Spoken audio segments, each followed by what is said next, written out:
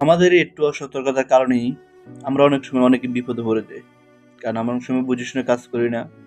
আবার অনেক সময় আমাদের মাইন্ডটা অনেক কাজ করে না।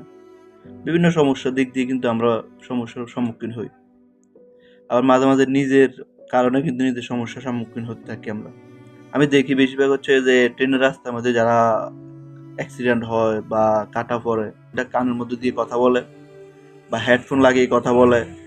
মানে বিভিন্ন অসতর্কতার কারণে কিন্তু অ্যাক্সিডেন্ট গুলো হয়, দুর্ঘটনাগুলো হয়। তো আমি কেন রেল লাইনে গিয়ে কথা বলার দরকার লাগছে আমার? আপনি রেল লাইনে যাওয়ার দরকারটা কি? তো এইগুলা আসলে আমাদেরকে মানে মেনে চলা উচিত।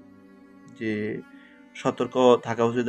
হায়াত মত আল্লাহর হাতে, এটা তো বলে লাভ নাই। কারণ আমার মৃত্যু যেখানে আছে আল্লাহ আমাকে সে জায়গায় নিয়ে মৃত্যু করাবে, এটা বাস্তবতা।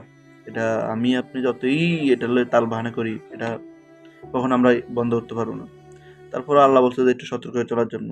তো আমাদেরকে একটু সতর্ক হয়ে চলা উচিত ছিল। দেখ আল্লাহ যা করে ভালোর জন্য করে, এটা আমাদেরকে মনে রাখতে হবে।